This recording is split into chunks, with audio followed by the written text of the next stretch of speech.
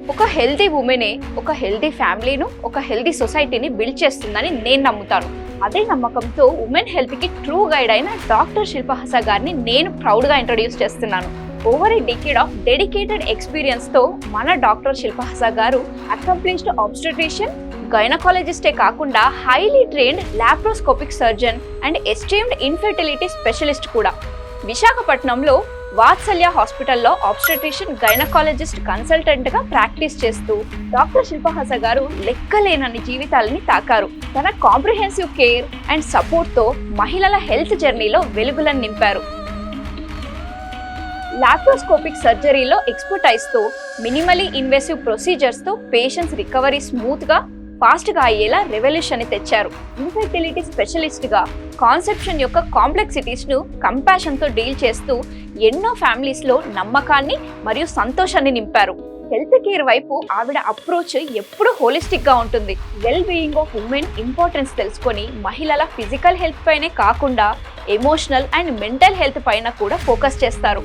Proactive and preventive care యొక్క ఇంపార్టెన్స్ను అటు పేషెంట్స్కు ఇటు సొసైటీకు ఎడ్యుకేట్ చేయడమే మ్యామ్ యొక్క కమిట్మెంట్. రిప్రొడక్టివ్ హెల్త్ అయినా, వెల్నెస్ టిప్స్ అయినా, ప్రెగ్నెన్సీ ఇన్ఫర్మేషన్ అయినా గైడెన్స్ ఇవ్వడానికి, ట్రీట్ చేయడానికి డాక్టర్ శిల్పహస గారు ఎప్పుడూ ముందుంటారు. మన ఛానల్ ద్వారా ma'am vision, guidance, expertise wider ఆడియన్స్కి రీచ్ అవ్వాలని, మ్యామ్ చెప్పే వాల్యుబుల్ ఇన్సైట్స్, ప్రాక్టికల్ అడ్వైసెస్ మీతో పాటు నేను కూడా తెలుసుకోవాలని ఈ పాడ్కాస్ట్ మీ ముందుకు తెచ్చాను.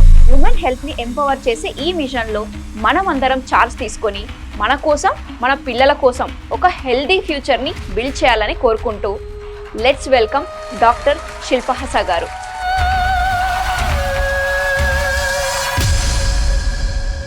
గైనకాలజిస్ట్ అంటే ఎలాంటి మనం అంటే ఎలాంటి ప్రాబ్లమ్స్ మనం సాల్వ్ చేస్తాము? Gynaecologist what do I do కదా.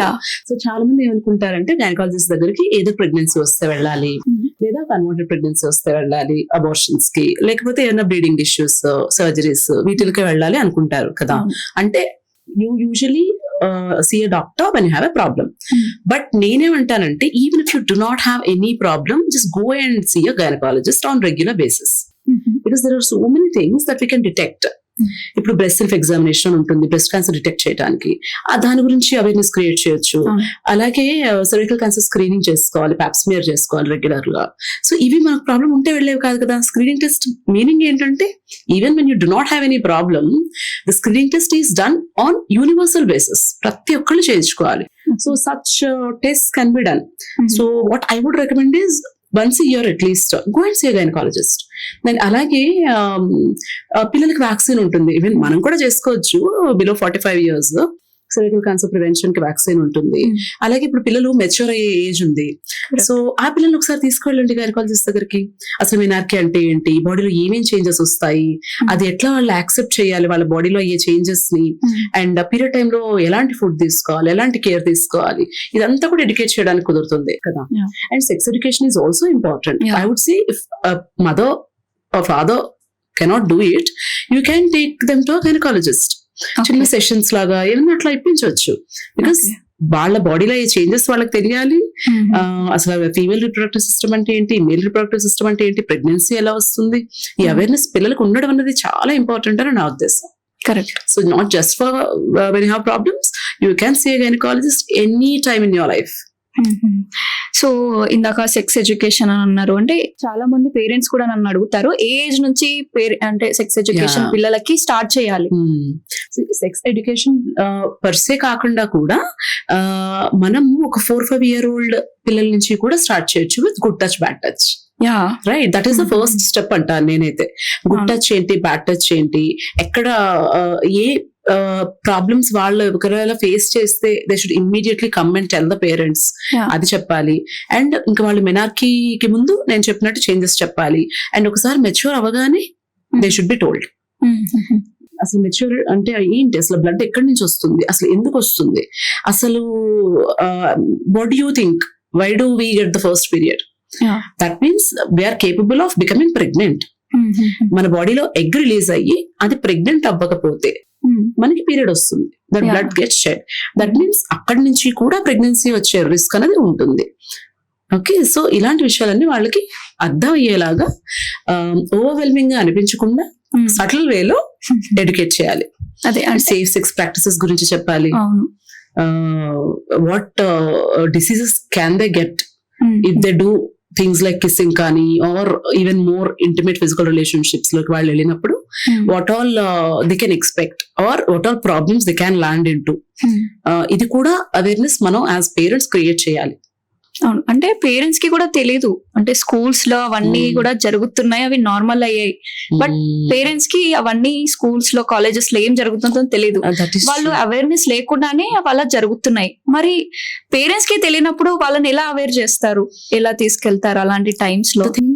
పేరెంట్స్ ఏమనుకుంటారంటే మా పాప ఇంకా చిన్నపిల్ల, మా బాబు ఇంకా చిన్న బాబు, అవసరం లేదు, వాళ్ళకి ఏం తెలీదు, ఇవన్నీ ఇప్పుడు నేను చెప్పి వాళ్ళని ఇబ్బంది పెట్టడం ఎందుకు, వాళ్ళకి తెలియని విషయాలు నేను వాళ్ళ మైండ్ లో పెట్టడం ఎందుకు, ఇలా అనుకుంటారు. అవన్నీ వాళ్ళే తెలుసుకుంటారు. Surprised. You know some of the stories that I have. I was invited into a very big school for a talk on sex education. అసలు ఒక రోజు ముందైతే my husband is right here. నేనైతే తనతో ఎలాగ చెప్పాలి, చిన్న పిల్లలు వాళ్ళు సేమ్ థింగ్ అలా అనుకుంటా. How do I tell it to bigger group of people. If it is 1 or 2 close sessions, personal గా ఇప్పుడు వాళ్ళు కొంతమందికి కొన్ని తెలుస్తాయి, కొంతమందికి కొన్ని తెలియదు, ఎలా చెప్తాను అని I thought a lot అసలు, because that topic is new to me also as a gynecologist. మాట్లాడం కదా, we usually give consultations for bigger problem, we do surgeries, we do deliveries. చాలా ఎల్డర్స్ కి మనం ఎక్స్ప్లెయిన్ చేస్తాం కానీ these are not the things that we do regularly. So I really thought about it a lot, and then somehow కొంచెం careful గా I could finish that session. And at the end of the session 2 girls came to me, and one of them asked me, "Ma'am, I think I'm a bisexual." The girls, they're talking about their sexuality. And here I'm wondering, I was worried how to convey this message to them. And they were telling like I have a boyfriend and we kiss and all. So they were asking me all that. So మనము పిల్లలు అనుకుంటాం కానీ వాళ్ళకి ఎంత తెలుసు అనుకుంటామో అంతకంటే ఎక్కువే వాళ్ళకి తెలుసు. Correct. That is the truth that we have to accept. You would be shocked. My daughter is 9 years old. You know, if you watch something and if she sees a scene where the couple are kissing, she's like, I think I'm not supposed to see this. So that means she knows that something is there that only adults know and I'm not supposed to know. They know that the difference. She's a 9-year-old. See, I cannot stop her from using a phone. We cannot stop them from using a television. Anything can pop up anytime. Even if they're watching a normal thing, something else can pop up which can increase their curiosity. Kids are very curious to know things. So ఎక్కడి నుంచో తెలుసుకోవాలి, అది ఏంటి తెలుసుకోవాలి అని వాళ్ళకి అనిపించడం కంటే ముందే మనం వాళ్ళని ఎడ్యుకేట్ చేయడం better. We have to take that time. We have to put that effort. As a team, mother and father should put that effort. Correct. And one more thing, what I would tell the usually in school health programs, I interact with kids only. What I tell them is, who are you closest to? నీకు ఏదైనా period issues ఏమైనా ఉన్నా లేకపోతే ఇంకేమైనా issues ఉన్నా only అమ్మకే చెప్పాలా? You can talk to your father also. Whoever you feel comfortable with, you go and tell them. మీకు ఏ problem ఉందనిపించినా go and tell your parents first, because who is your best friend అని అడుగుతాను. వాళ్ళ పేరు వాళ్ళ పేరు చెప్తారు. Who is my best friend? Actually, who are our best friend at that age? Our parents are our best friends. They are the ones who protect us from everything. So ఎప్పుడైనా మీకు ఏదైనా మీరే తప్పు చేశారు అని మీకు అనిపించినా కూడా go and tell your parents. They love you so much. They will not judge you. They will not scold you. They are the ones who are always ready to help you. So parents ఆ confidence ని పిల్లలు instil చేయాలి. నీకు నువ్వు ఈ problems వస్తాయి, ఇవి రాకుండా చూసుకో, ఈ బౌండరీ నీకు నువ్వు డ్రా చేసుకో. అయినా కూడా ఒకవేళ ఎప్పుడైనా పొరపాటు నీ వైపు నుంచి తప్పు ఏమైనా జరిగినా I'm there for you. You please come back to me and tell me at the earliest. Then only we can help them. The teenage pregnancies are increasing. Unwanted pregnancies. So many people come with unwanted pregnancies. If we want to protect them, we should tell them this. అంటే parents కూడా educate అవ్వలేక పిల్లల్ని భయపెడుతున్నారు. నీకు ఇవన్నీ ఎందుకు, అలాంటి పని చేసావా, అది అవ్వలేక కాదు. ఐ వుడ్ సే అది ఇప్పుడు వాళ్ళు కూడా అషేమ్డ్ గా ఫీల్ అవుతున్నారు. ఎగ్జాక్ట్లీ. మనల్ని తీసుకుంటే ఇప్పుడు మనం కొంత మాట్లాడగలుగుతున్నాం. నేనే నా గురించి ఆలోచిస్తే ఒక 10 or 15 or 20 years ago ఇప్పుడు నేను మా అమ్మతో ఏమైతే మాట్లాడగలను నేను అప్పుడు మాట్లాడలేను. Correct. I have changed a lot after joining gynecology. Now I never used the word sex also before. Okay. Now I use it day in and day out that I'm used to it. Now I think that it is a normal thing. It is okay to talk about it. But back then, even I was shy. Imagine my mother. What would she feel? It is not easy for our parents to discuss all these things openly. Our generation cheyaleru. కొంతమంది చేయగలరేమో who are educated and all, who has that exposure, who go out and meet people, maybe they can. But నా background లాగా వచ్చిన parents అయితే మాత్రం they cannot. But at least from our generation, this scenario should change. We have to be our girls' best friends or our boys' best friends. Correct. Yeah. Pregnancy రాగానే women లో అసలు ఎలాంటి changes వస్తాయి, అది women ఎలా గ్రహించి ఎలాంటి జాగ్రత్తలు తీసుకోవాలి? ఓకే, సో ఫస్ట్ నేను ఏం చెప్తానంటే, అసలు మీ పీరియడ్స్ రెగ్యులర్ అయితే కనుక first do home pregnancy test. Period miss అవగానే ఫస్ట్ ప్రెగ్నెన్సీ టెస్ట్ చేసుకోండి.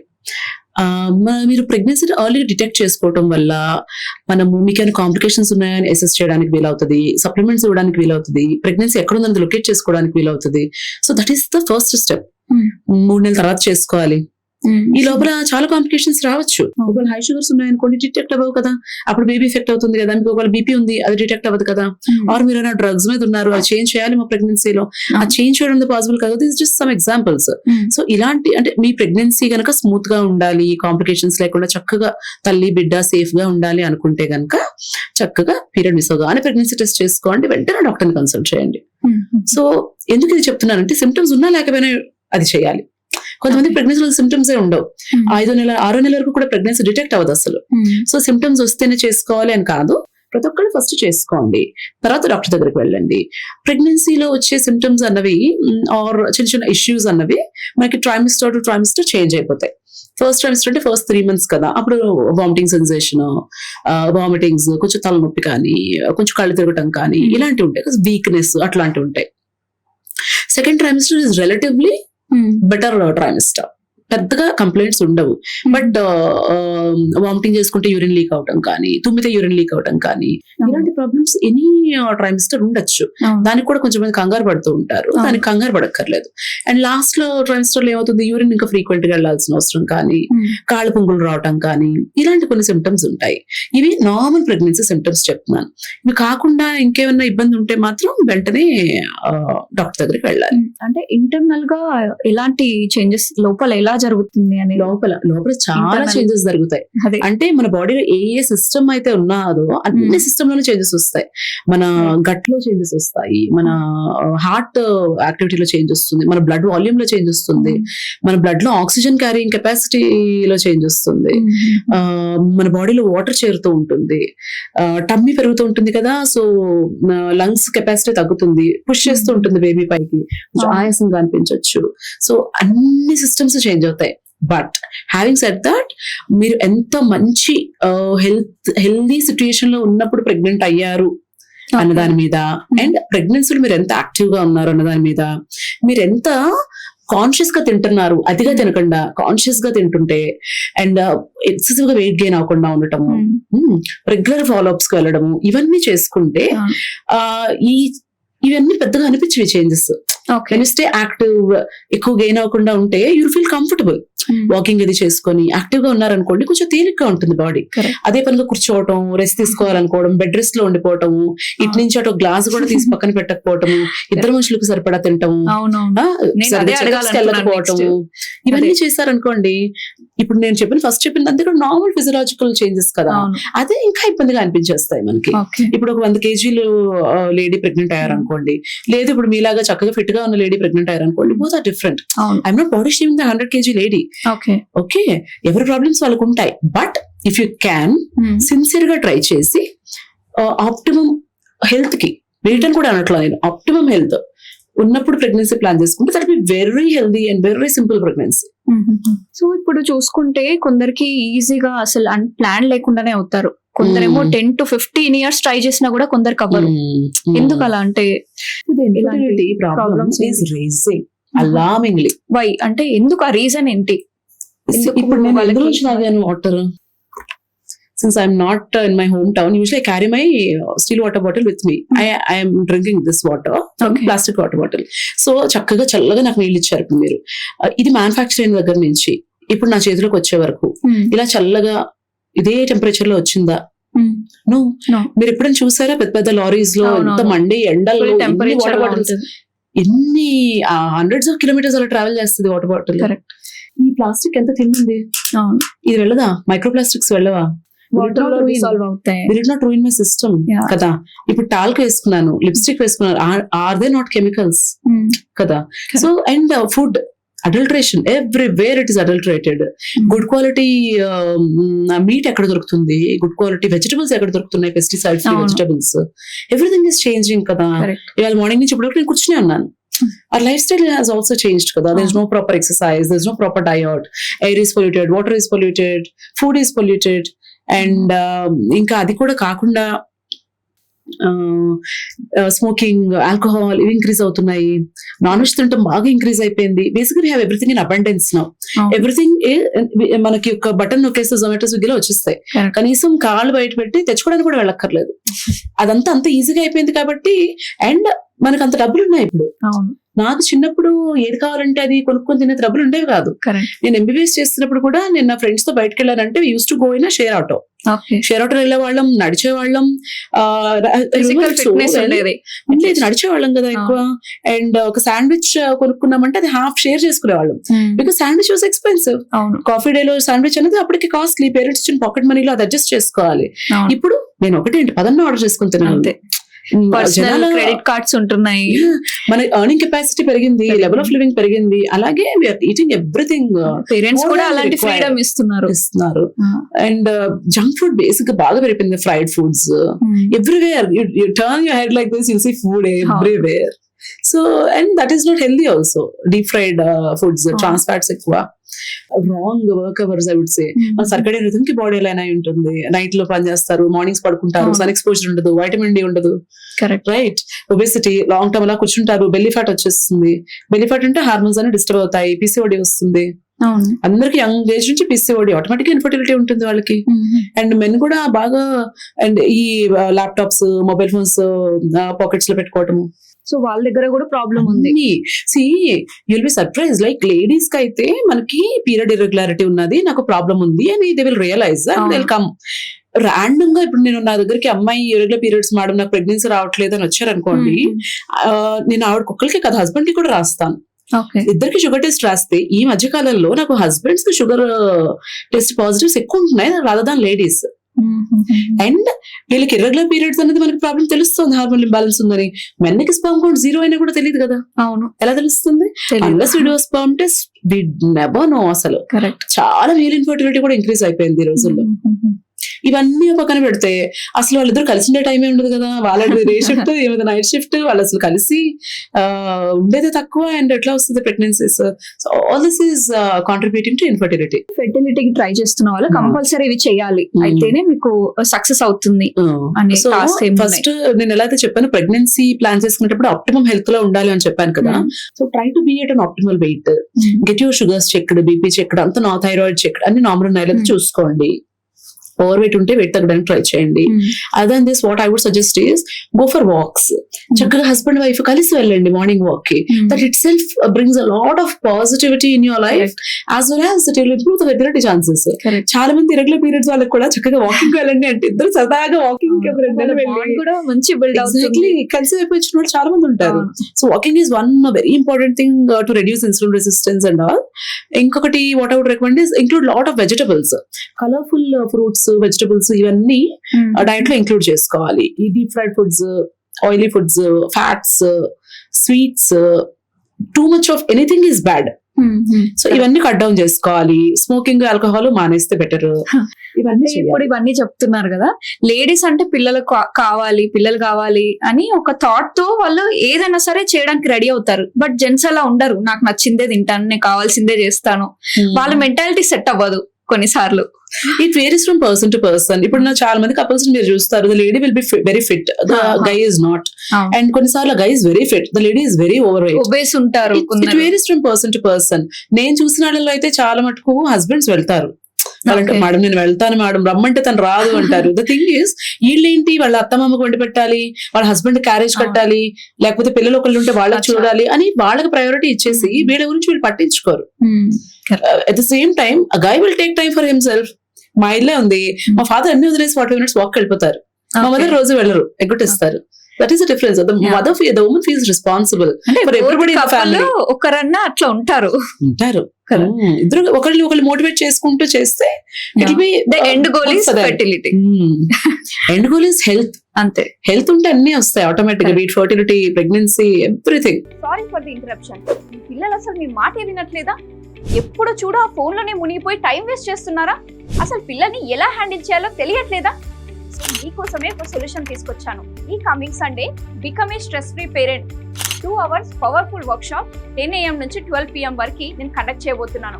మీరు అండ్ మీ పార్ట్నర్ తో కంపల్సరీ అటెండ్ అవ్వండి. ఈ 2 hours పవర్ఫుల్ ప్రోగ్రామ్ మీ పిల్లల గ్రోత్ కోసం one of the best opportunity అవుతుంది. మరి ఇంకెందుకు ఆలస్యం? ఇప్పుడే కింద ఉన్న లింక్ ని క్లిక్ చేసి రిజిస్టర్ చేసుకోండి. మీకోసం జూమ్ కళ్ళతో ఎదురు చూస్తూ ఉంటాను. సో డెలివరీ తర్వాత కొందరు చాలా లావ్ అయిపోతారు. ఫీడింగ్ లో ఉన్నా కూడా, ఫీడింగ్ అయిపోయాక వెరీ కూడా. Good question. కొందరేమో చాలా వీక్, సన్నగా అయిపోతారు. అంటే బేబీకి అంత చేసేసుకుంటూ, నిద్ర లేకుండా, తిండి లేకుండా, ప్రయారిటీ మొత్తం బేబీకే ఇచ్చేసి వాళ్ళు చాలా వీక్, సన్నగా అవుతారు. కొందరేమో తినకుండా మేము లావ్ అయిపోతున్నాం అని ఫీలింగ్ లో I would say both are wrong. Both are wrong because మీరు ప్రెగ్నెన్సీలో గెయిన్ అయిన వెయిట్ లో అట్లీస్ట్ 70% మీరు ఇమీడియట్ గా లూజ్ అయిపోతారు. 50 to 70% బికాస్ అది వాటర్ వెయిట్ ఉంటుంది, బేబీ వెయిట్ ఉంటుంది, ప్లజెంటా వెయిట్ ఉంటుంది, ఇవన్నీ ఉంటాయి. డెలివరీ అయిన తర్వాత ప్రెగ్నెన్సీ వెయిట్ కూడా వచ్చేస్తుంటారు కొంతమంది. ఎందుకంటే ఇది మెయిన్లీ ఇంట్లో వాళ్ళు చేసింది ఎక్కువ ఉంటుంది ఇంట్లో, నేను అంటాను అది. బికాస్ పాపం వీళ్ళకి తెలియదు, వాళ్ళ ఇంట్లో వాళ్ళు ఏం చెప్తే అదే వింటారు. ఈవెన్ నాకు కూడా బ్రెడ్ తిను, కాఫీ తాగు, బ్రెడ్ తిను, కాఫీ తాగు, ఏదో పెద్ద మిల్క్ వచ్చేసేటట్టు బ్రెడ్ తింటే ఆ బ్రెడ్ తిని నేను లావే అని తప్పితే నాకే మిల్క్ రాలేదు. 3 months కి నాకు మిల్క్ ఆగిపోయింది. నేను మళ్ళీ వర్క్ కి వెళ్ళడం స్టార్ట్ చేసిన తర్వాత మిల్క్ ప్రొడక్షన్ గ్రాడ్యువల్ గా తగ్గిపోయింది. ఎందుకు ఇప్పుడు చాలా మంది అదే ఫుడ్ తీసుకుంటే పాలు బాగా వచ్చేస్తాయి అనుకుంటారు అనే మిత్ లో ఉంటారు. అసలు ఎలా వర్క్ అవుతుంది అది? It's absolutely non sense. అందులో ఏమి నిజం లేదు. మనం ఎంత మంచి క్వాలిటీ ఫుడ్ తీసుకుంటే బ్రెస్ట్ మిల్క్ క్వాలిటీ అంత బాగుంటుంది. యాజ్ అన్ ఆపిల్స్ తినండి, ఎగ్ తినండి, ఫిష్ తినండి, బనానా తినండి, ఆకుకూరలు తినండి, ఇవన్నీ తింటే ఓవరాల్ హెల్త్ బాగుంటుంది. ఆ 2 బ్రెడ్ స్లైసెస్ నుంచి వచ్చిన క్యాలరీస్, ఒక యాపిల్ బనానా నుంచి వచ్చిన క్యాలరీస్ నంబర్ ఒకటే, బట్ క్వాలిటీ ఆఫ్ ఫుడ్ మనం లోపల పెట్టుకుంటున్నది వేరు కదా. It's nutrient dense, this is nutrient zero ఎక్కువ. సో అలాంటి ఫుడ్ తీసుకుంటే అట్లీస్ట్ ఓవరాల్ హెల్త్ బాగుంటుంది. అండ్ ఇలాంటి nutrient dense wide variety of foods తీసుకోవడం వల్ల బ్రెస్ట్ మిల్క్ లో కూడా ఫ్లేవర్స్ చేంజ్ అవుతాయి. నేను పదే చెప్తాను, eat a variety of foods while you're breastfeeding your baby. అప్పుడు బ్రెస్ట్ మిల్క్ లో ఫ్లేవర్స్ చేంజ్ అవడం వల్ల పిల్ల పెద్ద అయిన తర్వాత అలాంటి ఫుడ్స్ వాళ్ళకి తినడానికి ఇష్టపడడానికి ఛాన్స్ ఎక్కువ ఉంటుంది. ఎంతసేపు పాలు బ్రెడ్ తింటే మీకు ఫ్యాట్ పెరుగుతుంది తప్పితే ఉపయోగం లేదు అసలు. అది లూజ్ అవడం చాలా కష్టం. అండ్ వీళ్ళే బ్రెస్ట్ ఫీడింగ్ పీరియడ్ అయిపోగానే ఏంటి ఇంకా అంతలా ఉన్నా అంటారు. బ్రెస్ట్ ఫీడింగ్ పీరియడ్ కదా, I would say one thing, baby 3 months ఎంతో అనుకుంటా, బేబీకి అప్పుడు 3 months 4 months డెలివరీ అయింది అమ్మాయి. అయితే కాపర్టీకి పడుకోబెట్టాను, కాపర్టీ పెట్టేస్తాను, వీక్ గా ఉన్నది, ఇంకా నుంచోగానే కళ్ళు తిరిగేసి కూర్చుండిపోయింది. ఏమన్నా ఏం తినలేదా మార్నింగ్ అంటే, బేబీకి బారసాలు ఉంది మేడం, మా అత్తగారేమో ఇంతలా ఉన్నావేంటి, అందరూ వస్తారు చూడటానికి, ఇలా ఉంటే అసహ్యంగా ఉంటుంది అన్నారు, ఫుడ్ తినట్లేదు అని చెప్తుంది. బ్రెస్ట్ ఫీడ్ చేస్తున్న తల్లిని కూడా మీరు బాడీ షేమ్ చేస్తే what kind of a woman are you? Correct కదా. అత్తే కోడలు అంత ఇబ్బంది పెట్టి తల్లి కూతురుని అంత ఇబ్బంది పెడితే ఇంకెవరు సపోర్ట్ చేస్తారు? ఒక లేడీయే కదా ఇంకొక లేడీకి సపోర్ట్ చేయాలి. అంత బాడీ షేమింగ్ ఏంటి? ఆమె మన స్విచ్ అంటే నొక్కగానే ఆఫ్ అయిపోయి మళ్ళీ నొక్కగానే ఆన్ అయిపోవటానికి. Childbirth, child bearing is it so easy కదా. 9 నెలలు అలా అని పోయి 9 నెలలు వాళ్ళకి ఏమన్నా ప్రాపర్ బ్యాలెన్స్ ఫుడ్ ఇస్తారా? ఎవ్వరు. తిను అని ఆ అమ్మాయికి ఆకలి ఉన్నా లేకపోయినా, అమ్మాయికి రిక్వైర్మెంట్ ఉన్నా లేకపోయినా, అమ్మాయికి అవసరమైన దానికంటే 2 నుంచి 3 రెట్లు ఎక్కువ ఇద్దరికి అంతా కుక్కేసి పాప అమ్మాయి డెలివరీ అయిన తర్వాత 3 నెలలు నువ్వు ఆ షేప్కి వచ్చేయాలి అంటే ఎట్లా వస్తుంది? ఎంత తప్పది. Correct. So body shaming is not right. అంటే అది అవగాహన లేకపోవడం వల్ల అతిగా తినిపించేయడం ఒక తప్పు అయితే ఇలాగ అనటం అనేది ఇది క్రైమ్. అది తప్పైతే ఇది క్రైమ్ అంటారు నేను. ఇలా చెప్పినా కూడా మా అమ్మమ్మలు నానమ్మలు అంతే చేస్తారు కదా. అమ్మమ్మలు నానమ్మలు ఎంత పని చేశారు, మనం ఏం చేస్తున్నాం ఇప్పుడు? అమ్మమ్మలు నానమ్మలు ఇడ్లీ చేయాలి, దోశ చేయాలి అంటే ఆ తిరగలు ఉంటుంది కదా, ఎంత క్యాలరీస్ వాళ్ళు కన్స్యూమ్ చేస్తారు. 2 దోశలు తింటే ఎంత ఎనర్జీ వస్తుంది, దానికంటే ఎక్కువ వాళ్ళు ఆల్రెడీ స్పెండ్ చేసేసి ఉంటారు. మనం ఏం చేస్తున్నాం, స్విచ్ ఆఫ్ తిన్నా అంత వాళ్ళు రిలీజ్ చేస్తున్నారు ఆ క్యాలరీస్ అన్ని. మనం అసలు తిన్న దాంట్లో ఒక 10% కూడా స్పెండ్ చేయట్లేదు మనం మరి. కరెక్ట్. సో అంటే సిజేరియన్ కంపేర్ వాళ్ళ గుడ్ హ్యాబిట్స్ మనం ఫాలో అవ్వనప్పుడు వాళ్ళు తిన్నంత కూడా మనం తినకూడదు ఇప్పుడు. సి సెక్షన్ అయిన తర్వాత మనం స్టిచెస్ వేస్తాం కదా, దాని రిలేటెడ్ కూడా ఫుడ్ రిలేటెడ్ కొంచెం ఇష్యూస్ వస్తాయి. డాక్టర్ ఒకటి చెప్తారు అన్ని తినాలి అని చెప్పి, ఇంట్లోకి వెళ్ళేసరికి డాక్టర్స్ అంతే చెప్తారు, నువ్వు అది తినొద్దు, సీమ్ వస్తుంది, లేకపోతే రిలేటెడ్ మళ్ళీ ప్రాబ్లమ్స్ వస్తాయి అని చెప్పి ఆ ఫుడ్ ఇవ్వరు అసలు. వాళ్ళకి ఏం చెప్తారో తెలుసు, పేషెంట్ కన్ఫ్యూజ్ అయిపోతుంది ఏం చేయాలి అని. డెలివరీ అయిన అమ్మాయి నీళ్లు తాగేస్తే పొట్టు ఉబ్బిపోతుంది, నార్మల్ అయినా కూడా పొట్టు ఉబ్బిపోతుందిట, నీళ్ళు ఏదో స్టోర్ అయిపోయినట్టు బయటకు రాకుండా. కుట్లు చీమ పట్టేస్తాయట, కుట్లలోంచి నీళ్ళు వచ్చేస్తాయట. అంటే as if there is no other mechanism. నీళ్లు తాగినవన్నీ డైరెక్ట్ గా కుట్లలోంచి బయటకు వస్తాయా? ఎందుకు వస్తాయి? కామన్ సెన్స్ ఉండాలి కదా. అండ్ ఇంకోటి ఏమంటారు కామన్ గా, నేను ఎంత చెప్పినా కూడా అబ్బా మీరు డాక్టర్స్ మీరు అలాగే చెప్తారు, మీకేమైంది, మేం కదా పడాలి, మాకు కదా ఇబ్బంది అవుతుంది అంటారు. బట్ యాజ్ గైనకాలజిస్ట్ ఇప్పుడు ఒక న్యూరో సర్జన్ అనుకోండి, బ్రెయిన్ సర్జరీ ఆయన చేయించుకోడు, రైట్? కార్డియాక్ సర్జన్ అనుకోండి, కార్డియాక్ సర్జన్ ఆయన చేసుకోడు. ఐ అండర్గో నార్మల్ డెలివరీస్, నాకు డెలివరీస్ అవుతాయి, నాకు సిజేరియన్ అవుతుంది కదా. సో అంటే as a women also I can tell you, not just as a gynaecologist, because ఇప్పుడు నువ్వు ఏదైతే గో త్రూ అవుతున్నావో నేను ఆ ఫేస్ దాటే వచ్చాను. So you can trust me, you can take my words for it. ఇప్పుడు నేను సూచర్ రిమూవల్ అంటే నాకు సిజేరియన్ అయింది, స్టిచెస్ రిమూవ్ చేయించుకొని 5th డే ఇంటికి వచ్చాను. అప్పుడు దాకా మా మదర్ కూడా బీరకాయ ఏమిటో అవే పెడుతున్నారు, చాలా చిరాగ్గా ఉండేది నాకు. బట్ ఏం అనలేక అలాగ వరిచాను. స్టిచెస్ రిమూవ్ చేయించుకుని ఎలా ఇంటికి వచ్చేసరికి గుర్తుందా నీకు, నా హస్బెండ్ అప్పుడు స్టిచెస్ రిమూవ్ చేస్తా అందరూ చక్కగా 4 కూర్చొని డైనింగ్ టేబుల్ తింటున్నారు. ఏం తింటున్నారు? చక్కగా చేపలు వండుకొని తింటున్నారు, ఫిష్ కర్రీ చేసుకుని దే ఆర్ ఎంజాయింగ్, రిలిషింగ్ ఇట్. నాకేమో ప్లేట్ పెట్టారు, ఇంత అన్నం, ఇంత బీరకాయ కూర, దాంట్లో నువ్వుల నూనె అయితే అక్కడి నుంచి ఫ్లోట్ అయ్యి ఇక్కడ వరకు వస్తుంది ప్లేట్ లో. నువ్వు అది పెడితే పెట్టు, లేకపోతే నేను ఇది పడేస్తా అని చెప్పాను. సో ఆ రోజు నుంచి ఆగిపోయినాయి పత్యాలు మా ఇంట్లో.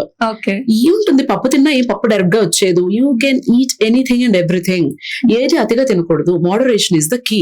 ప్రెగ్నెన్సీలో అవ్వచ్చు, చైల్డ్ బర్త్ లో, బ్రెస్ట్ ఫీడింగ్ టైమ్ లో అవ్వచ్చు, any time of our life, right? Moderation is the key. ఏది అతిగా మంచిది కాదు, ఏది మానేయక్కర్లేదు. మీరు కరెక్ట్ పోర్షన్స్ లో, కొంచెం పోర్షన్స్ లో ఏది తీసుకున్నా కూడా అది ప్రెగ్నెన్సీని ఎఫెక్ట్ చేయదు, బ్రెస్ట్ ఫీడింగ్ ని కూడా ఎఫెక్ట్ చేయదు. కరెక్ట్. సో నేను చేసే చెప్తున్నాను, నేనేమి డాక్టర్ అలాగే చెప్తుందిలే అనుకోక్కర్లేదు, నేను కూడా చేశాను. యాజ్ ఎగ్జాంపుల్ గా డాక్టర్ కూడా అవన్నీ తిన్నారు బట్ ఏం కాలేదు.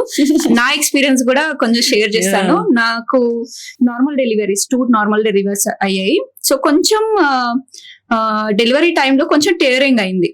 సో అక్కడ ఒక 1-2 స్టిచెస్ వేశారు. సో చేసిన డెలివరీ అయ్యాక వెంటనే వాళ్ళే లంచ్ ఇచ్చారనమాట. దాంట్లో ఆల్ కైండ్స్ ఆఫ్, మీరు చెప్పినట్టు అన్ని న్యూట్రియంట్స్ ఉన్న ఫుడ్ ఇచ్చారు. పెసర్లు ఉన్నాయి, దాంట్లో పల్లీలు ఉన్నాయి, అన్ని ఉన్నాయి. ఆ ప్లేట్ అలా పక్కన పెట్టించేసారా? లేదు, నేను కూడా తిన్నాను బట్ నాకేం కాలేదు. సూపర్. నేను అదే కంటిన్యూ చేశాను యాక్చువల్లీ. అండ్ మనకి గవర్నమెంట్ హాస్పిటల్లో కూడా government provides nutritious food, sambar, పల్లి ఉండలు ఏవో ఇస్తారు. అవునవును, నేను గవర్నమెంట్ హాస్పిటల్ వచ్చేసాను కదా, ఇవన్నీ వస్తాయని. డెలివరీ అయిన వాళ్ళకి ఇస్తారు కదా. మేము రౌండ్స్ పెరిగేటప్పుడు ఏం చూస్తాం తెలుసా, చక్కగా ఆ ప్రెగ్నెంట్ లేడీ, డెలివరీ అయిన అమ్మాయి తాలూకా అటెండెంట్స్ ఉంటారు కదా, వాళ్ళు ఇచ్చిన ఫుడ్ అంతా వీళ్ళు తింటారు, అదే ఆ అమ్మాయికి మళ్ళీ పొడేసి తీసుకొచ్చి పెడతారు. కరెక్ట్. వాళ్ళేమో ఇలా కట్టేసుకుని, ఆ వేడిలో కాటన్ పెట్టేసుకుని, ఇంత తిక్క క్లాత్ కట్టేసుకుని ఆ పొడన్నం తింటూ ఉంటారు. వీళ్ళేమో ఎగ్, ఆ పల్లి ఉండలు, పప్పు, యాక్చువల్లీ ఆ మదర్ కి పెట్టాలి ఇదంతా. కరెక్ట్. అలాంటి టైంలో ఆ న్యూట్రియంట్స్ ఇంకా చాలా అవసరం. అసలు బాడీ ఎంత రిపేర్ ప్రాసెస్ లోకి వెళ్తది, లో బ్యాటరీ అయిపోతుంది. That is the time where you have to Nourish the pregnant lady. అంటే ఆ టైంలో ఫుడ్ తో నరిష్ చేయాలి, ఎమోషనల్ సపోర్ట్ ఉండాలి, అన్ని రకాలుగాను. ప్రెగ్నెంట్ లేడీ డెలివరీ అయిన తర్వాత first few weeks or months అనేది చాలా ఇంపార్టెంట్ అండ్ లైఫ్ అంతా గుర్తుంటాయి అవి. అప్పుడు పడిన స్ట్రగుల్ గుర్తుంటుంది, అప్పుడు ఉన్న హ్యాపీనెస్ కూడా గుర్తుంటుంది. నేను కొంతమంది చూస్తాను, అసలు పేషెంట్స్ అయితే వచ్చి ఏడ్చిస్తుంటారు. బేబీని తర్వాత తీసుకొస్తారు కదా చూపించడానికి, లేకపోతే సూచర్ రిమూవల్ కి వస్తూ ఉంటారు కదా 1 week 10 days తర్వాత. ఇలా కళ్ళు లోపలికి వెళ్ళిపోయి ఏదో స్టేట్ లో ఉంటారు. ఏమ్మా అలా ఉన్నావు అంటే, పగలు పడుకుని ఇవ్వట్లేదు మేడం. పగలు పడుకుంటే బేబీ సిక్ అయిపోతుందిట, పగలు తల్లి పడుకుంటే బేబీ సిక్ అవడం ఏంటి? ఏమన్నా అర్థం ఉందా దాంట్లో? ఎందుకు అవుతుంది? బేబీ ఎప్పుడైతే రెస్ట్ తీసుకుంటుందో అప్పుడు తల్లికి కూడా రెస్ట్ ఇవ్వాలి. బేబీ రెస్ట్ తీసుకునే టైంలో కూడా తల్లికి రెస్ట్ తీసుకోలేక, పగల రెస్ట్ పడుకోనిక, రాత్రి పడుకోనివ్వక వీళ్ళు ఎలా రికవర్ అవుతారు? 2 రోజులు మీరు నిద్రపోకుండా చూడండి ఎట్లా అయిపోతారు. కష్టం. బ్రెయిన్ ఫంక్షన్ చేయదు అసలు. ఒకటి నిద్రపోనివ్వరు. లేకుండా ఉండొచ్చు కానీ నిద్ర లేకుండా అయితే దగ్గర రెస్ట్రిక్షన్, ఫుడ్ దగ్గర రెస్ట్రిక్షన్, నిద్ర దగ్గర రెస్ట్రిక్షన్. ఇంకొక పెద్ద క్రైమ్ ఏంటి తెలుసా? వాటర్ ఇవ్వరు. ఒక అమ్మాయి వచ్చి చెప్పింది, మేడం మీరు ఎంత చెప్పినా వాళ్ళు నాకు వాటర్ ఇవ్వట్లేదు, నాకు స్పూన్ తో ఇస్తున్నారు వాటర్ అని. అసలు వాళ్ళని ఏమనాలి చెప్పండి? నిజంగా పిల్లిచి తిట్టాలనిపిస్తుంది నాకు. అలాంటి పరిస్థితి ఎట్లా ప్రొడ్యూస్ చేసే ఉమెన్ స్పూన్ తో వాటర్ ఇవ్వడం ఏంటి? అసలు కామన్ సెన్స్ ఉందా?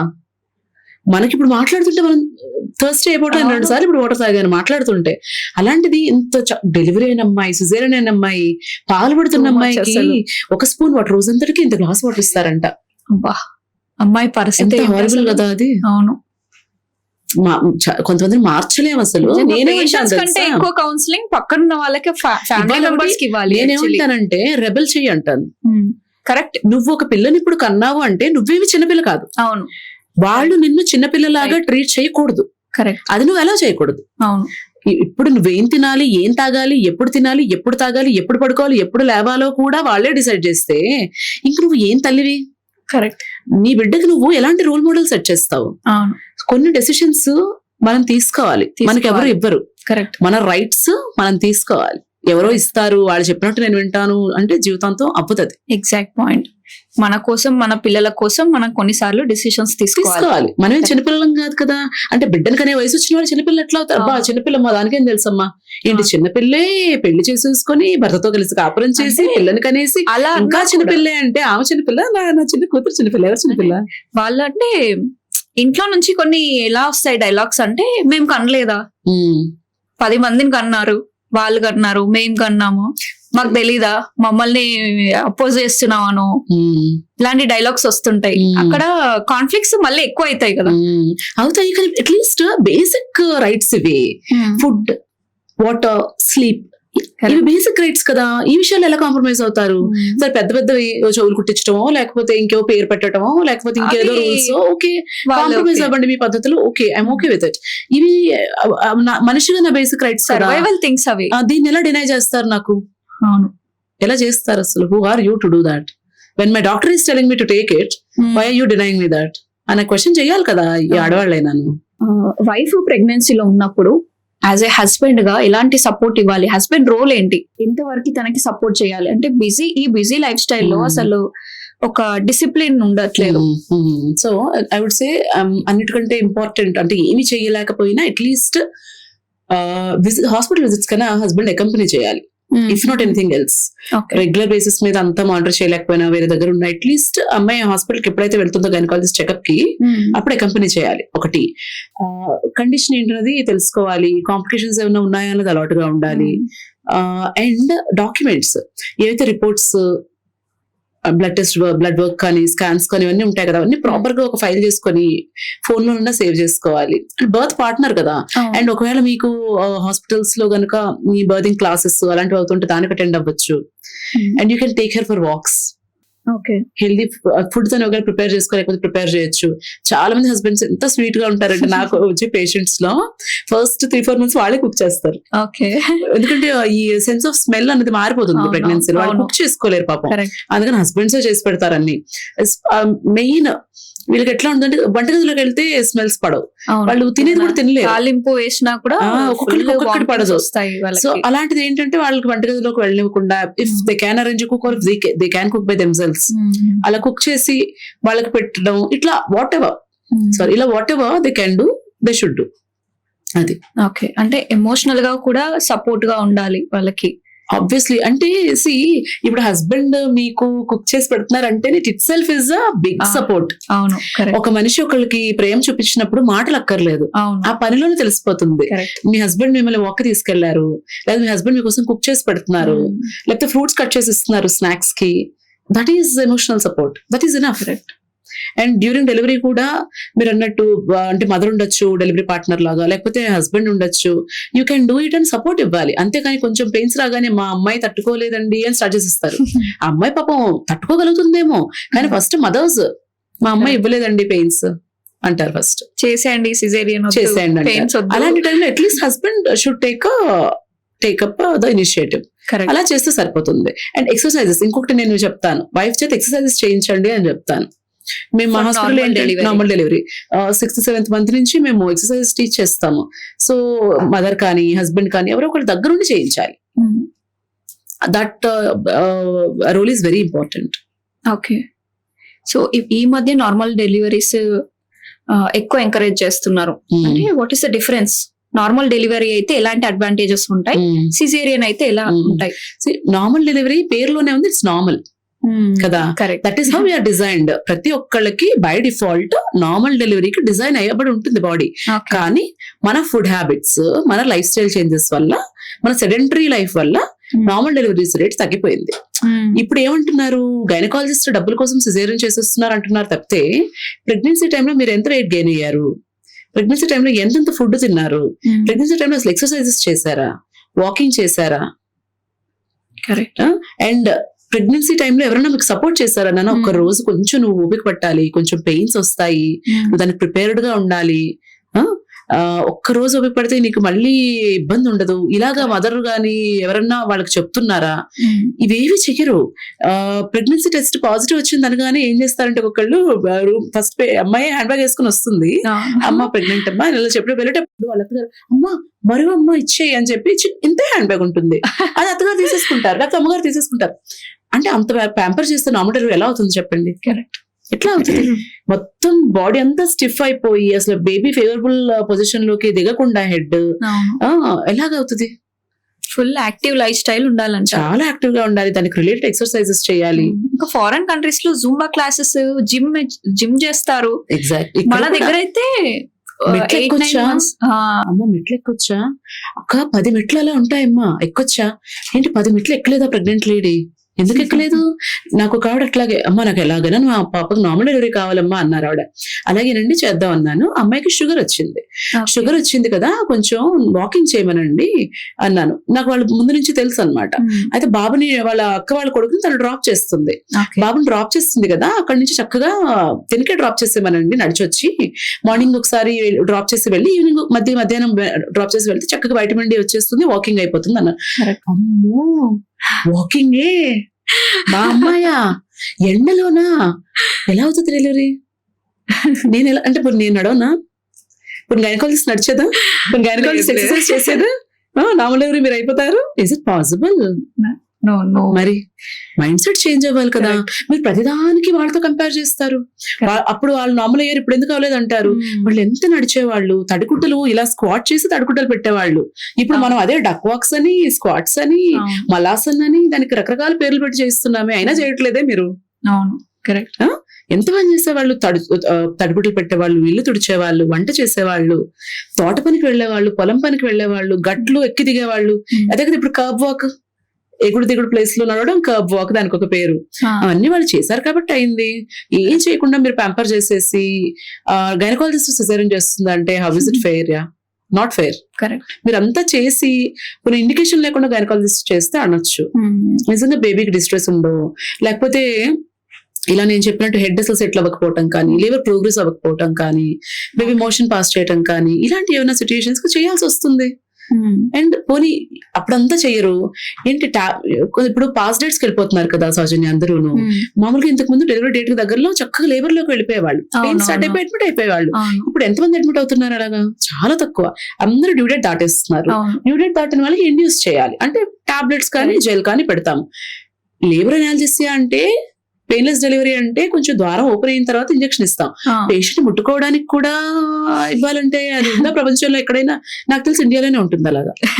అంత సెన్సిటివ్ గా అంత ప్యాంపరింగ్ మన ఇండియాలోనే ఉంటుంది. నన్ను ఎవరైనా తిట్టుకుంటారేమో కానీ చూసి, బట్ డెఫినెట్ గా అంత ప్యాంపరింగ్ ఇండియాలోనే ఉంటుంది. టాబ్లెట్ పెట్టడానికి కూడా కోఆపరేట్ చేయరు. ఎట్లా చేస్తాం డెలివరీ చెప్పు? బేబీ రావాలి కదా, మీరే కదా పుష్ చేయాలి. నార్మల్ డెలివరీ పేరుకి నార్మల్ డెలివరీ, బట్ అంతా మీరు నార్మల్ గా చేస్తే, normal activity, normal exercise, normal food అన్నీ చేస్తే, అంతా ఓవర్ ప్యాంపరింగ్ నార్మల్ డెలివరీ అస్సలు మ్యాచ్ అవ్వదు. ఇది చెప్పేదానికి చేసేదానికి అసలు. మళ్ళీ ఇంకోటి ఎంత యాంగ్జైటీ అంటే నార్మల్ డెలివరీ గురించి మన కంట్రీలో ఫస్ట్ ట్రైమిస్టర్ లోనే అడిగేస్తారు, మేడం నాకు నార్మల్ డెలివరీ అవుతుందా అని. ఏంటి ఇంత ఉంటుంది బేబీ? అప్పుడు నేను స్కాన్ అది చేస్తే ఇంత బేబీ ఉంటుంది, ఎలా చెప్తారు నార్మల్ అవుతుందా లేదా అన్నది? ఏమన్నా అర్థం ఉందా? ప్రెగ్నెన్సీ హెల్దీగా ఉండాలా అని ఆలోచించాలి ఫస్ట్. అంటే ల్యాక్ ఆఫ్ అవేర్నెస్ అనుకోవచ్చు. ల్యాక్ ఆఫ్ అవేర్నెస్ అనను, అదొక రకమైన మన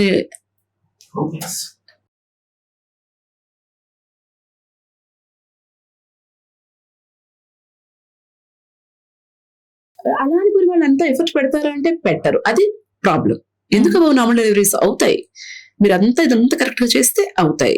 అండ్ అదే చెప్తున్నాను, ఫస్ట్ ప్రెగ్నెన్సీ కన్ఫర్మేషన్ అప్పుడే మేడం నార్మల్ డెలివరీ అవుతుంది కదా, why are you anxious about the mode of delivery? ఇప్పుడే ప్రెగ్నెన్సీ కన్ఫర్మ్ అయింది, నీకు ఎలాగ డెలివరీ అవుతుంది అన్నది ఎందుకు? ఇప్పుడు టార్గెట్ ఏంటి? ఇప్పుడు బేబీ హెల్దీగా ఉండాలి, తల్లి హెల్దీగా ఉండాలి, కాంప్లికేషన్స్ రాకూడదు, ప్రెగ్నెన్సీ నెలల నిండేదాకా వెళ్ళాలి. ఇప్పుడు కదా మీరు అన్నారు 6 నెలలు 7 నెలలు పోయాయని. ఇప్పుడు నార్మల్ డెలివరీ కావాలని కొంతమంది ఏం చేస్తున్నారు తెలుసా? అసలు ఎలా చెప్పాలో కూడా అర్థం కాదు. వైఫ్ అండ్ హస్బెండ్ రెగ్యులర్ గా కలిస్తే నార్మల్ డెలివరీ అయిపోతుంది. So parents and in-laws are forcing the women to have sex daily. Wife and husband sex చేస్తే నార్మల్ డెలివరీ అయిపోతుంది. Is it important in pregnancy? అంత ప్రెషర్ కపుల్ మీద కానీ అమ్మాయి మీద కానీ నార్మల్ డెలివరీకి పెట్టడం ఇంపార్టెంటా? ప్రెగ్నెన్సీ జర్నీ ఎంజాయ్ చేయాలి కదా. మోడ్ ఆఫ్ డెలివరీ అనేది ఎప్పుడు డిసైడ్ అవుతుంది? నాకు ఎలా డెలివరీ అవుతుంది అనేది నేను చెప్పలేను.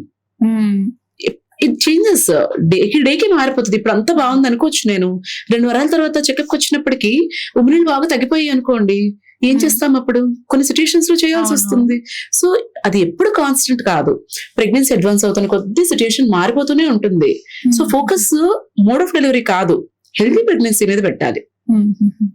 సో ఇనిషియల్ ప్రెగ్నెన్సీ అప్పుడు నుంచి డెలివరీ వరకు ఎంత వెయిట్ పెరగొచ్చు? మాక్సిమం ఎంత పెరగాలి? It depends on the lady. తనకు వాళ్ళు అండర్ వెయిట్ ఉన్నారనుకోండి, యూజువల్ గా 9 to 12 kgs అంటాం, దానికంటే ఎక్కువ గెయిన్ అవ్వచ్చు. యావరేజ్ వెయిట్ అయితే 9 to 12 kgs సరిపోతుంది. ఆల్రెడీ కొందరు లావుగా ఎక్కువ అయితే 7 to 9 kgs. It depends. Over weight ఉన్న వాళ్ళు 7 to 9 kgs వరకు. సో దాని తర్వాత పెరిగితే బేబీ వెయిట్ పెరుగుతుంది, అప్పుడు నార్మల్ కూడా కష్టం అవుతుంది. నార్మల్ గానే అంటే యూజువల్ గానే ఓవర్ వెయిట్ వాళ్ళకి నార్మల్ కష్టం అవుతుంది. అది కాకుండా మళ్ళీ వాళ్ళకి డయాబెటీస్ వచ్చే రిస్క్, హై బీపీ వచ్చే రిస్క్స్ ఇలాంటివి కూడా ఉంటాయి. ఎక్కువ వెయిట్ గెయిన్ అవ్వకపోతే బెటర్ వాళ్ళు. Okay. So period pains related youngsters కి చాలా పెయిన్ ఉంటుంది ఈ మధ్య. అంటే ఫుడ్ చేంజ్ అవ్వచ్చు, ఎన్విరాన్మెంట్ చేంజ్ అవ్వచ్చు, లైఫ్ స్టైల్ అవ్వచ్చు. ఇదైతే కామన్ అయిపోయింది అందరికి. మెఫ్తాల్ స్పాస్ అని అందరి ఇంట్లో ఉంటుంది. అది ఎంత వరకు యూజ్ చేయాలి? ఈ మధ్య మనం ఒక న్యూస్ చూసాం, దట్ ఈస్ వాడకూడదు మెఫ్తాల్ స్పాస్, వేరే ఎఫెక్ట్స్ వస్తున్నాయి, సైడ్ ఎఫెక్ట్స్ అని. ఎంతవరకు కరెక్ట్? అంటే తీసుకోవాలా వద్దా? తీసుకుంటే అసలు లిమిట్ లో ఎంత వరకు తీసుకోవాలి? You can take it. చక్కగా మెఫ్టాల్ స్పాస్ తీసుకోవచ్చు డైలీ. అదే ఆ సైడ్ ఎఫెక్ట్స్, ఆ డ్రెస్ సిండ్రోమ్ ఏదైతే చెప్పారో అవి చాలా టాబ్లెట్స్ తో వచ్చే సైడ్ ఎఫెక్టే. అది సడన్ గా దాన్ని హైలైట్ చేశారు అంతే. ఓకే, అది సేఫ్ గా కన్స్యూమ్ చేయొచ్చు, కాకపోతే మరి అబ్యూస్ చేయకూడదు. ఫస్ట్ సివియర్ పీరియడ్ పెయిన్ ఉందనుకోండి, దాన్ని ఇవాల్యుయేట్ చేసుకోవాలి. పెయిన్ కిల్లర్స్ తీసుకుంటే బాడీకి అలవాటు అయిపోతుంది అని అపోహపడి చాలా పీరియడ్ పెయిన్ తో సఫర్ అయ్యే వాళ్ళు కూడా ఉంటారు. వర్క్ కి వెళ్ళడానికి ఇబ్బంది పడతారు, పిల్లల్ని స్కూల్ కి పంపించరు. అలా అయితే చేయకూడదు. రోజుకు 2 or 3 depending on the severity. రోజు 3 టాబ్లెట్స్ వేయాల్సిన అవసరం రాదు కదా. If pain is severe can take 3, otherwise 2 or 1. Mostly first day, second day తగ్గిపోతుంది మోస్ట్లీ. ఇది very common. But then life style changes చేసుకోవాలి. వేసుకోమన్నాను కదా అని లైఫ్ స్టైల్ కరెక్షన్ చేయకుండా పిల్స్ మింగేయాలని కాదు.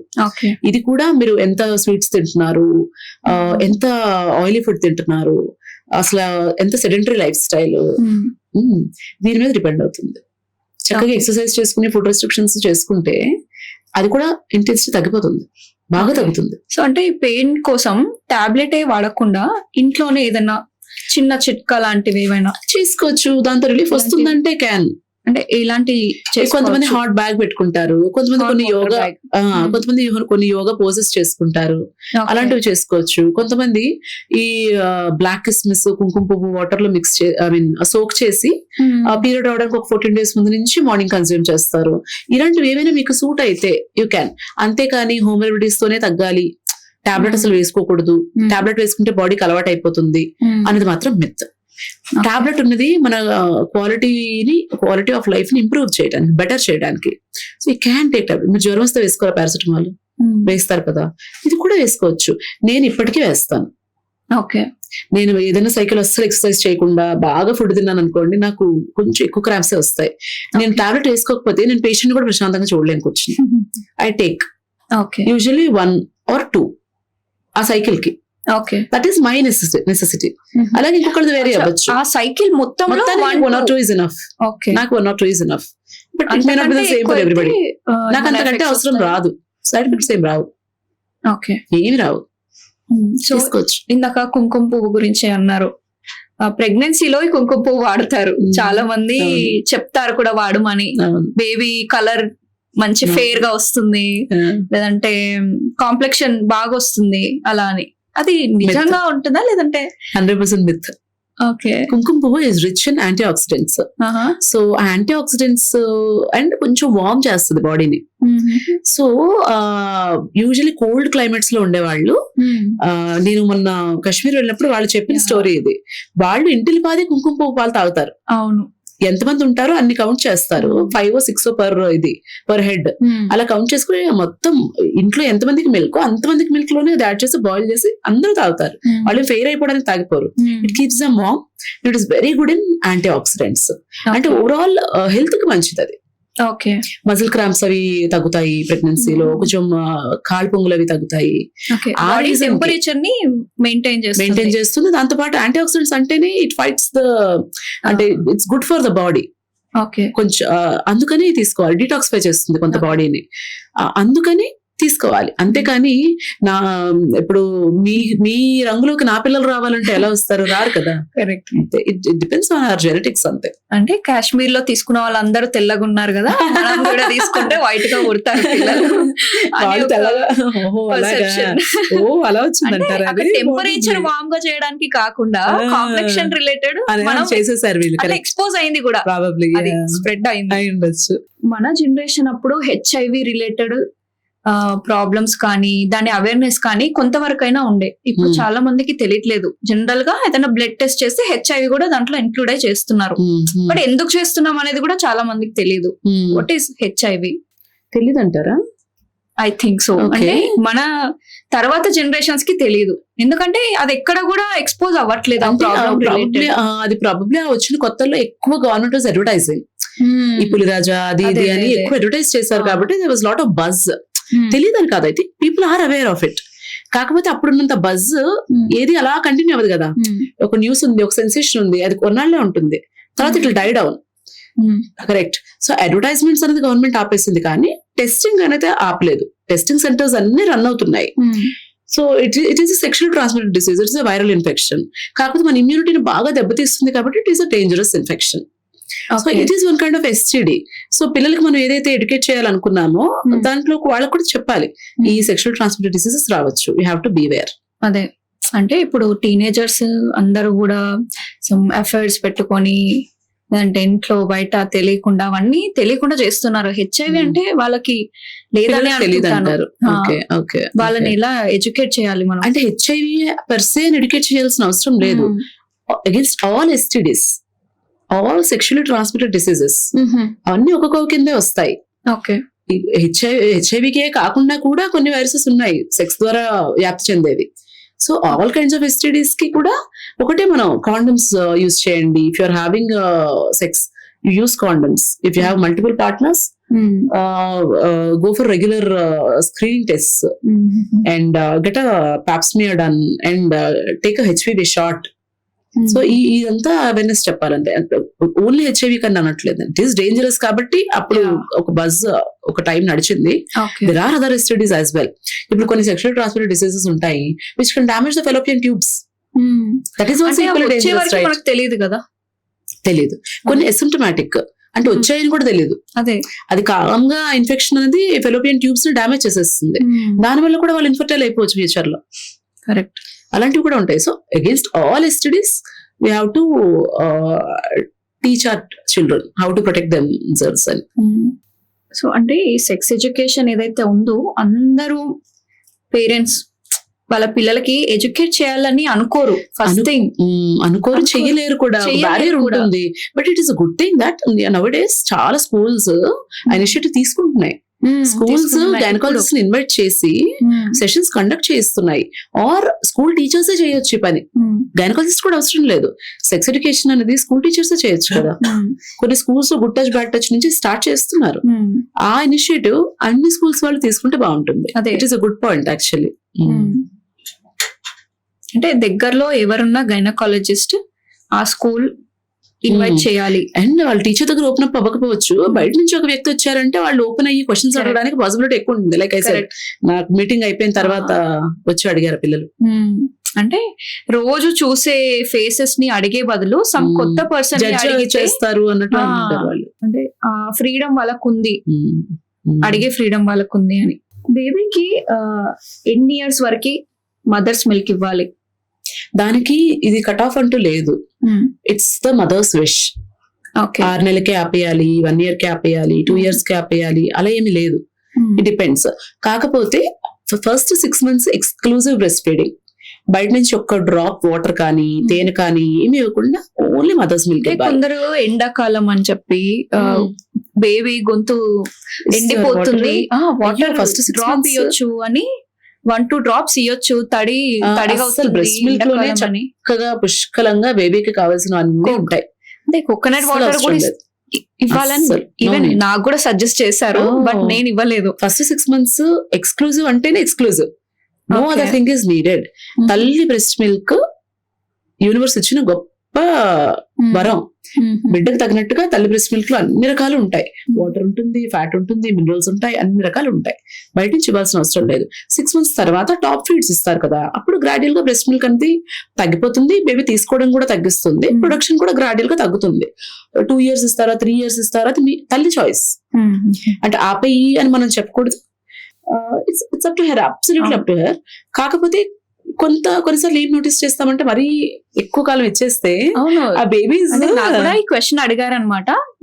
But I can't give exact solution to them. అంటే నేను ఎగ్జాక్ట్ గా ఇవ్వలేను, ఎందుకంటే యాజ్ ఎ సైకాలజిస్ట్ గా నేను మెంటాలిటీ బ్రెయిన్ రిలేటెడ్ నేను ఇవ్వగలుగుతాను, కానీ మెడికల్ గా లేదంటే అలా నేను చేయలేను. దీంట్లో మెడికల్ ఏం లేదు యాక్చువల్లీ. ఆ బ్రెస్ట్ మిల్క్ లోంచి బిడ్డకు వచ్చేసే బెనిఫిట్ అంటూ పెద్దగా ఏమీ ఉండదు, బికాస్ బయట కూడా తింటూ ఉంటుంది బిడ్డ. యాక్చువల్గా సైకలాజికల్ సపోర్టే. అది తల్లి బిడ్డ చక్కటి ఇట్స్ దేర్ టైం. ఇప్పుడు ఆ టైం అంటాం కదా, దేర్ టైం. అప్పుడు బాండింగ్ ఎక్కువ ఉంటుంది వాళ్ళకి, కబుర్లు చెప్పుకుంటూ మాట్లాడుకుంటూ.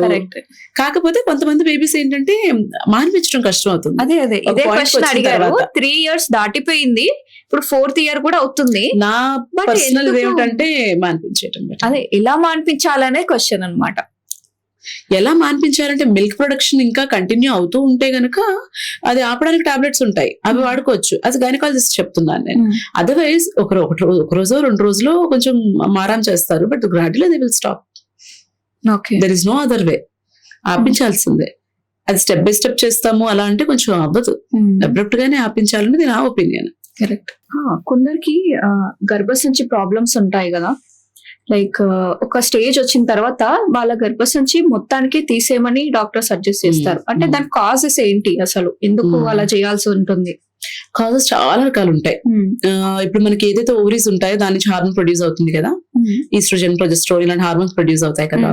అలాంటి హార్మోన్స్ వల్లే ఏదైతే మన బాడీలో న్యాచురల్ గా వస్తున్నాయో హార్మోన్స్, అలాంటి హార్మోన్స్ వల్లే కొంతమంది గడ్డలు రావచ్చు, గర్భసంచిలో గడ్డలు రావచ్చు. ఆరల్స్ ఏదైనా ప్రీ క్యాన్సరస్ స్టేజెస్ ఏమైనా అవ్వచ్చు, లేకపోతే గర్భసంచి లోపల పొర బాగా దళసరెక్కి దాంట్లో ఏమైనా ప్రీ క్యాన్సరస్ స్టేజెస్ రావచ్చు.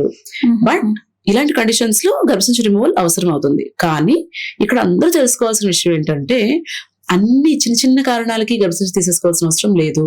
యంగ్ ఏజ్ లో గర్భసంచి తీసేసుకోవాల్సిన అవసరం అంతకంటే లేదు.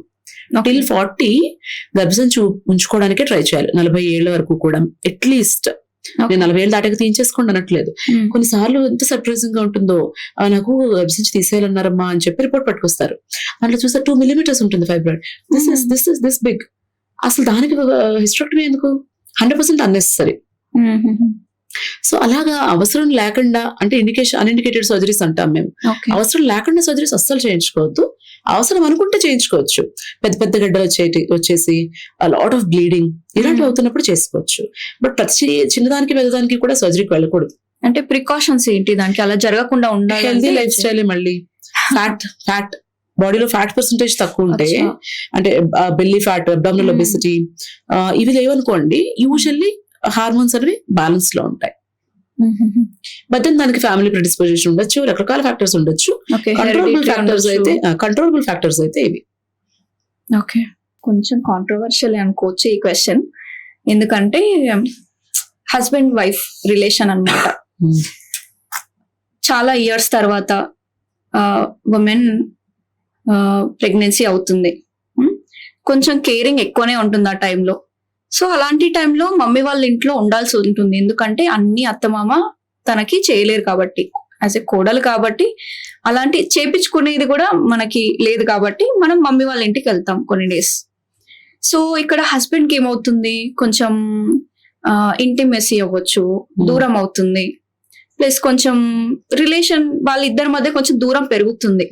అలాంటి టైంలో హస్బెండ్స్ ఎవరైతే ఉంటారో వాళ్ళకి కొంచెం ఇంటిమెసీ కావాలి అనే థాట్ లో ఉంటారు.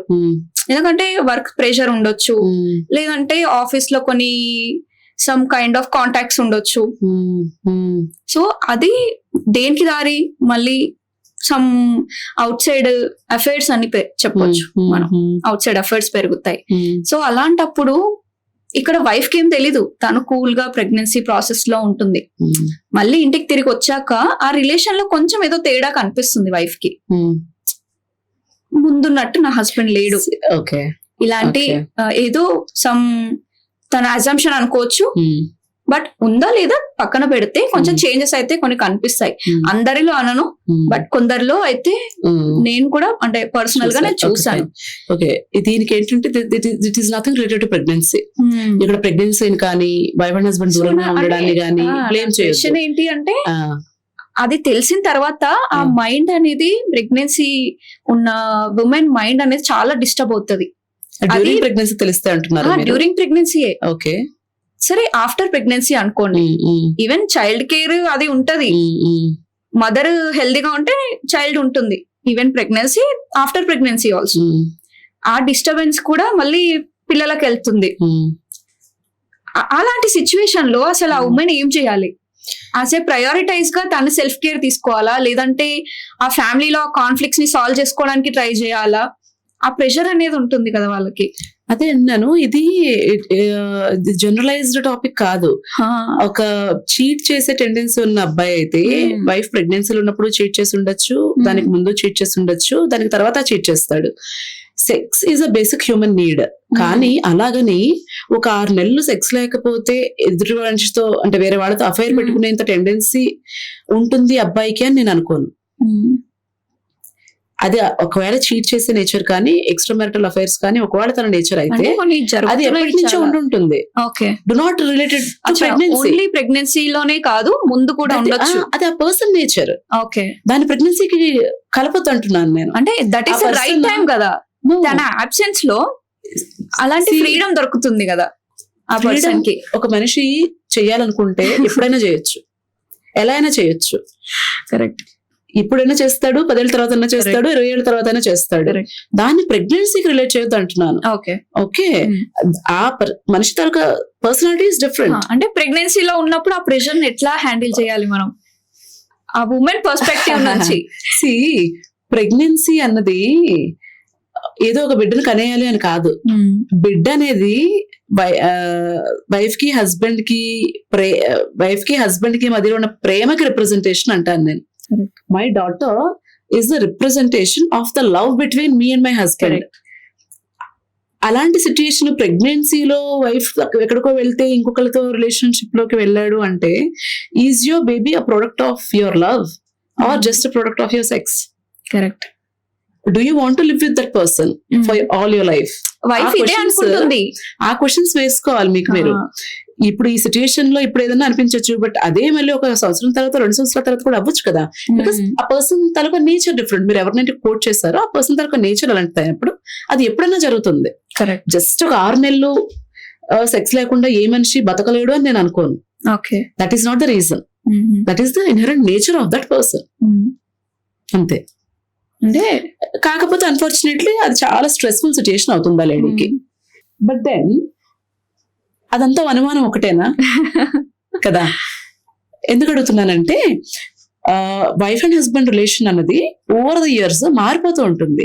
పెళ్ళైన కొత్తలో ఉన్నంత ఫిజికల్ డిజైర్ గానీ అది డెలివరీ అయిన ఇనిషియల్ మంత్స్ లో ఉండదు.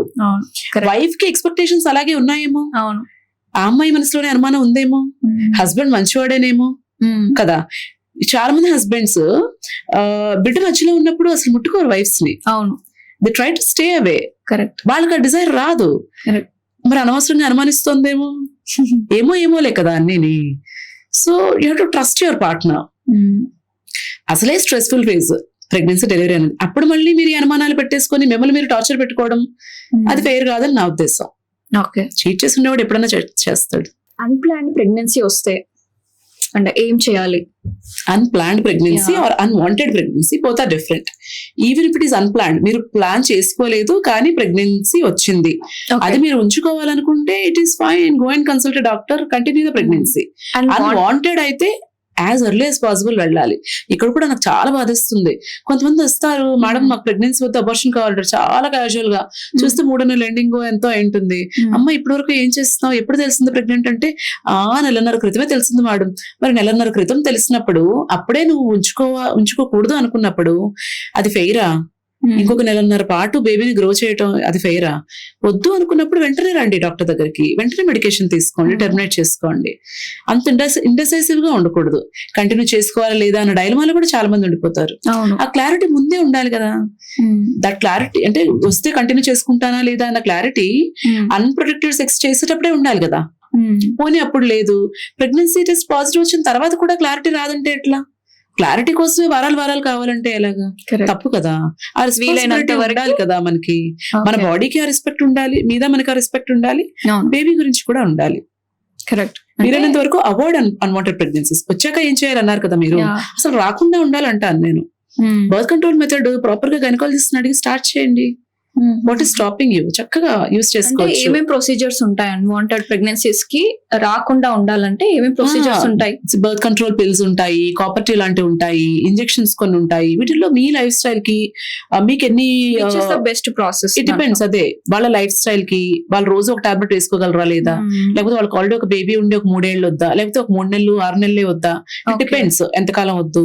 దాన్ని బట్టి ఏ మెథడ్ ఇస్తాం అనేది ఉంటుంది. That is called cafeteria approach. We offer a wide range of options. You choose. We are asking you to choose చేసుకోవాలి. అసలు డాక్టర్ ని కన్సల్ట్ చేయక ఇది ఉపయోగించక అన్వాంటెడ్ ప్రెగ్నెన్సీస్ తెచ్చుకొని that is not right. Correct. And one more thing, condoms చాలా protect చేసిస్తాయి అనుకుంటా. Condoms కి కూడా ఫెయిల్యూర్ రేట్ ఉంటుంది, అది కూడా అర్థం చేసుకోవాలి. ఓకే. ప్రెగ్నెన్సీ ఈజీగా రావాలి అని అంటే కొన్ని బేసిక్ ఎక్సర్సైజెస్, నార్మల్ డెలివరీ అవ్వాలంటే కొన్ని బేసిక్ ఎక్సర్సైజెస్ ఏముంటాయి? Anything that is that helps with mobility, flexibility. ఒకటి వాకింగ్ అయితే చేసుకోవాలి. బ్రీతింగ్ ఎక్సర్సైజెస్ కూడా ఇంపార్టెంట్. లంగ్ కెపాసిటీ అన్ని ఉంటాయి, బాగుంటాయి. బేబీ హెడ్ ఫేవరబుల్ పొజిషన్ లోకి వచ్చేలాగా రొటేషన్స్ కానీ, లంజెస్ కానీ, స్క్వాట్స్ కానీ, బటర్ఫ్లై ఎక్సర్సైజెస్ కానీ, ఇలా కొన్ని ఎక్సర్సైజెస్ ఉంటాయి, అవైనా చేసుకోవాలి. లేదా ప్రీనేటల్ యోగా క్లాస్ జాయిన్ అవ్వండి, దట్ ఈస్ ఆల్సో బెటర్. ఇవన్నీ చేసుకోవాలి. యూట్యూబ్ లో కూడా మనకు చాలా వీడియోస్ కూడా ఉన్నాయి ఎక్సర్సైజెస్ అవన్నీ. రీసెంట్ గా మీది ఒక వీడియో చూసాను, నైట్ 10:30 అవుతుంది అయినా కూడా మీకు ఇస్తున్నాను, ఏదో ఒకటి చెప్పాలి మీకు. ఆ కమిట్మెంట్ నాకు చాలా నచ్చింది మీలో. ఈ డెడికేషన్. ఎంతమంది వచ్చారు తెలుసా సౌజన్య. దాని తర్వాత మేడం నేను నార్మల్ అనుకున్నాను, ఈ బ్లీడింగ్ అవటము ఎంత హాయిగా ఉందో, అసలు ఒక 2 టాబ్లెట్స్ వేసుకుంటే నాకు ఎంత బాగుందో ఇప్పుడు అని. అసలు అంత చిన్న విషయాలు ఎలా మిస్ అవుతారో అర్థం కాదు. ఒకటి gynaecologist slam the patients, bleeding నార్మలే కదా అని చెప్పి గైనకాలజిస్ట్ పంపించేస్తూ ఉంటారు. అది ఎలా పంపించేస్తారు? ఇస్తారు బ్లీడింగ్ నార్మల్ అని చెప్పి. ప్రెగ్నెన్సీలో కూడా కొంతమందికి బ్లీడింగ్ అవుతుంది మధ్యలో మిడిల్ ఆఫ్ ది ప్రెగ్నెన్సీ. అది నార్మలా లేదంటే చూపించుకోవాలి? Most of the times it is not. చూపించుకోవాలి, 100% చూపించుకోవాలి. But most of the times it can be normal. ఇప్పుడు నేను నా కెరియర్ లో చూసిన అన్నిటిలోనూ ఒక్క బేబీయే అబౌట్ అయిపోయింది, బ్లీడింగ్ ఇంక్రీజ్ అయ్యి. Rest all babies are doing well. మొన్న కూడా కేసు వచ్చింది నాకు చేయడానికి, ఆ రోజు ఇంకా అసలు టైం లేక చేయలేదు వీడియో. ఓకే, కొన్ని టైమ్స్ లో ప్రెగ్నెన్సీలో అమినోటిక్ ఫ్లూయిడ్ తొందరగా అది డ్రై అయిపోతూ ఉంటుంది, లీక్ అవుతుంది కదా ఇంట్లోనే, మనం కూర్చున్న దగ్గరనే కొంచెం నడుస్తుంటేనే అయిపోతుంది. దానికి ఏదైనా ఫస్ట్ ఎయిడ్ లాంటిది ఏమైనా ఉందా? అంటే మనం హాస్పిటల్ కి రీచ్ అయ్యే లోపు ఏదైనా చేయాలి దాని related? Nothing you can do. One thing you can do, observe for the colour of liker. ఒక క్లీన్ సాఫ్ట్ క్లాత్ ఏదన్నా ఉంటే అది పెట్టేసుకోవచ్చు, అండర్వేర్ వేసేసుకుని దాని మీద, లేకపోతే ప్యాడ్ పెట్టేసుకుని you can inform the color of liquor to your obstetrician also. That is also a very smart thing to do. Immediately doctor ki call chesi doctor la leak అయిపోయింది and color itla undi and you can inform your doctor. Color చెప్పాలి. That is one important thing. అంటే ఒకసారి baby ఏమైనా motion pass చేసిందా అని కూడా చూసుకుంటాం. And ఏమైనా కార్డ్ లాగా బయటకు వస్తుంటే అది కూడా చెప్పాలి. That is a very important thing. Usually రాదు, బట్ దెన్ పేగు ఏమైనా జారుతుందా దాంట్లోంచి అన్నది కూడా, ఒకవేళ అలాంటి ఉంటే, యూజువల్లీ ఉండదు, 99% ఉంటే అది కూడా ఇన్ఫార్మ్ చేసుకోవాలి ముందే. And reach hospital as soon as you can. Delivery టైంలో హస్బెండ్స్ పక్కనే ఉండాలి అనేది ఎంత వరకు మీరు ఎంకరేజ్ చేస్తారు దాన్ని? హస్బెండ్ మోస్ట్లీ నేను ఎంకరేజ్ చేస్తాను. If I'm comfortable with her husband, she is comfortable with her husband. కొంతమంది అంత సపోర్టివ్ గా అనిపించరు, అలాంటప్పుడు అండ్ కొంతమంది భయపడిపోతారు.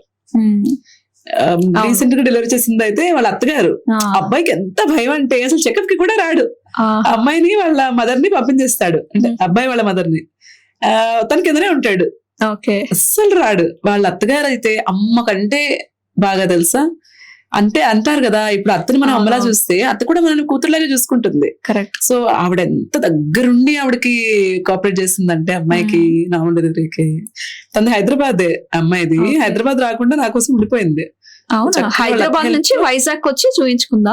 వైజాగ్ అత్తగారిది, హైదరాబాద్ అమ్మ వాళ్ళు వచ్చేయాలి, కానీ ఉండిపోయింది, ఇంట్లో ఉండిపోయి చూయించుకుంది. అత్త కూడా చక్కగా దగ్గరుండి అవి చేసిస్తానన్నా, నువ్వు చేసేయగలవు అని చెప్పి తల పట్టుకొని తల నిమురుతూ డెలివరీకి సపోర్ట్ చేశారు. సో బర్త్ కంపెనీ ఎవరు అనేది హస్బెండే ఉండాలని లేదు, లేడీకి ఎవరితో కంఫర్టబుల్ గా ఉంటే వాళ్ళు. ఎవరిని నేను ఎవరిని చూస్ చేసుకుంటానంటే ఎవరైతే బాగా సపోర్ట్ చేస్తున్నారో వాళ్ళు. ఇంక వాళ్ళే ముందే అవ్వదు అనుకునే వాళ్ళని లోపలికి పిలవను. యూ క్యాన్ డూ ఇట్ అని సపోర్ట్ చేసే వాళ్ళని పిలుచుకోవాలి. అంటే హస్బెండ్ ఉంటే వాళ్ళకి కూడా ముందు తెలుస్తుంది, చాలా కష్టపడింది పిల్లల కోసం, ఎంత కష్టపడితే ఇంకొక బేబీకి జన్మనిస్తుంది, ఎంత బాగా చూసుకోవాలి వాళ్ళిద్దరిని నేను అనే ఒక రెస్పాన్సిబిలిటీ పెరుగుతుంది. అదంతా లైవ్ లో చూస్తారు కదా, ఎక్స్పీరియన్స్ డిఫరెంట్ గా ఉంటుంది. ట్రూ, తెలియాలేమో అలా లైవ్ లో చూస్తేనే తెలుస్తుంది అని లేదు. నా హస్బెండ్ లాంటి వాడంటే heal perceive, doesn't have to see, తెలుస్తుంది మన బాధ ఏంటనేది తెలుస్తుంది వాళ్ళకి. అంటే డెలివరీ ప్రాసెస్ టైం లోనే చూడాలని కాదు కదా, ముందు 8 hours or 9 hours or 4 hours వాళ్ళు ఉంటారు కదా పక్కనే, అది కూడా బాధే కదా. కరెక్ట్. ఆ కంట్రాక్షన్స్ ఏమైనా తక్కువ పెయిన్ఫుల్ అవునవునవును కాదు. మనం just before delivery will shift to labour room కదా, ముందంతా చూసారు కదా. ఆ ఎంపతి ఉంటే ఉంటుంది, ఏముందులే కంటుంది అనే యాటిట్యూడ్ ఉంటే ఎంత చూసినా వాళ్ళు మారరు. బట్ చాలా మటుకు నేను చూసింది ఏంటంటే మంచి fathers, surrounded by good people అనిపిస్తుంది నాకు. I love my patients, very nice. Great. వాళ్ళు ఎమోషన్ అయిపోయి ఏడ్చేస్తూ ఉంటారు. అవునా, నైస్. సో డైలీ ఇలాంటివి ఎక్స్పీరియన్స్ చేస్తుంటే మీ హార్ట్ కూడా ఇట్లా చాలా ఏమంటారు లోపల బటర్ఫ్లైస్ హ్యాపీనెస్ చూస్తుంటే.